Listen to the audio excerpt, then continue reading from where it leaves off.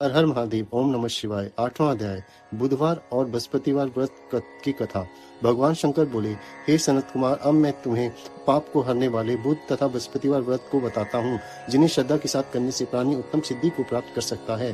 ब्रह्मा जी ने चंद्रमा को ब्राह्मणों के राजासन पर अभिषिक्त किया था। किसी समय चंद्रमा की दृष्टि बृहस्पति की पत्नी तारा पर पड़ी। तारा रमणीय रूप लावण्य संपन्न स्त्री थी। चंद्रमा उसके रूप लावण्य पर मोहित हो काम के वश में हो गए। चंद्रमा ने देवताओं की गुरु और पत्नी को जबरदस्ती अपने घर में रख लिया। कुछ काल पश्चात उससे एक पुत्र पैदा हुआ। पुत्र का नाम बुध रखा गया। बुध विद्वान, रूपवान और सर्वगुण संपन्न था। देवगुरु बृहस्पति अपनी पत्नी को खोजते हुए चंद्रमा के निवास पर पहुंचे। वहां उन्होंने अपनी पत्नी तारा को देखा। बृहस्पति चंद्रमा से बोले, तुमने गुरु पत्नी के साथ गमन किया है, इस पाप से तुम कैसे बचोगे? इस महापाप की ओर तुम्हारी बुद्धि कैसे प्रवृत्त हो गई? अब तुम चुपचाप मेरी पत्नी को मुझे लौटा दो और इस पाप से बचने के लिए प्रायश्चित करो। यदि तुम ऐसा नहीं करते हो तो मैं तुम्हारी शिकायत देवराज इंद्र से करूंगा। बृहस्पति के कहने पर भी चंद्रमा उनकी पत्नी को लौटाने को तैयार नहीं हुआ। देवगुरु ने राजा इंद्र से चंद्रमा की शिकायत कर दी कि इसने मेरी पत्नी का अपहरण कर लिया है। हे देवराज इंद्र, आप देवराज हैं, आप चंद्रमा से कहकर मेरी पत्नी मुझे वापस दिलवाएं। ऐसा न करने पर चंद्रमा ने जो पाप किया है वह आपको लगेगा, क्योंकि राज्य का पाप शास्त्र के अनुसार राजा को ही भोगना पड़ता है। देवराज इंद्र ने चंद्रमा को बुलाया और उससे आज्ञा दी कि तुम देवगुरु बृहस्पति की पत्नी तारा को लौटा दो। किसी दूसरे की पत्नी के साथ गमन करने को पाप माना जाता है तथा गुरु पत्नी के साथ गमन करना महापाप है। देवराज इंद्र का आदेश पाकर चंद्रमा गुरु पत्नी तारा को बृहस्पति को लौटाने को तैयार हो गया, परंतु तारा से उत्पन्न अपना पुत्र मैं वापस नहीं करूंगा। चंद्रमा की बात सुनकर देवताओं को संशय हो गया कि यह किसका पुत्र है। इस बात की पुष्टि तो तारा ही कर सकती है कि यह किसका पुत्र है। देवताओं ने तारा को बुलाकर पूछा, हे कल्याणी, तुम सच सच बताओ, यह पुत्र किसका है? लज्जा युक्त होकर तारा ने कहा, यह बालक चंद्रमा का औरस तथा बृहस्पति का क्षैतिज पुत्र है। आप जिसको ठीक समझे उसे इस बालक को सौंप दीजिए। तारा की बात सुनकर बालक बुध को चंद्रमा को सौंप दिया। इससे गुरु बृहस्पति खिन्न हो गए। उन्हें खिन्न देखकर देवताओं ने दोनों को वर दिया। चंद्रमा से कहा कि यह तुम्हारा पुत्र है, अब तुम घर जाओ। चंद्रमा तथा बृहस्पति पुत्र बुध ग्रह होगा। हे आचार्य, और भी शुभ वर को ग्रहण करो। जो प्राणी दोनों को मिलकर एक साथ व्रत करेगा उसे सब सिद्धियों की प्राप्ति होगी।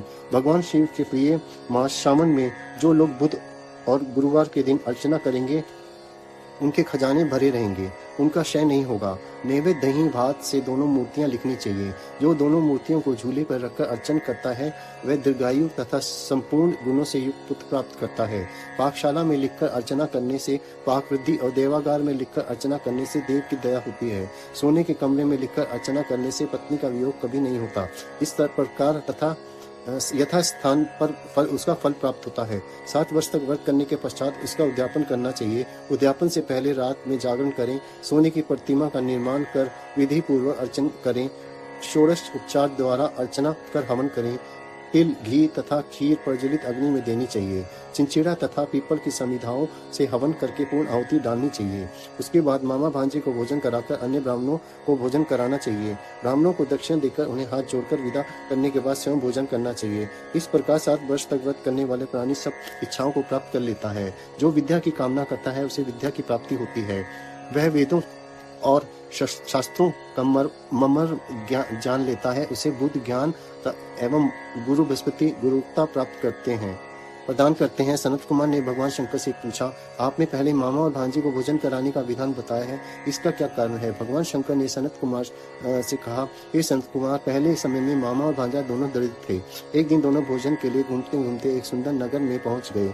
उन्होंने वहां प्रत्येक मकान में श्रावण के महीने में प्रत्येक वार का व्रत करते लोगों को देखा, परंतु बुध और बृहस्पतिवार का व्रत करते कहीं नहीं देखा।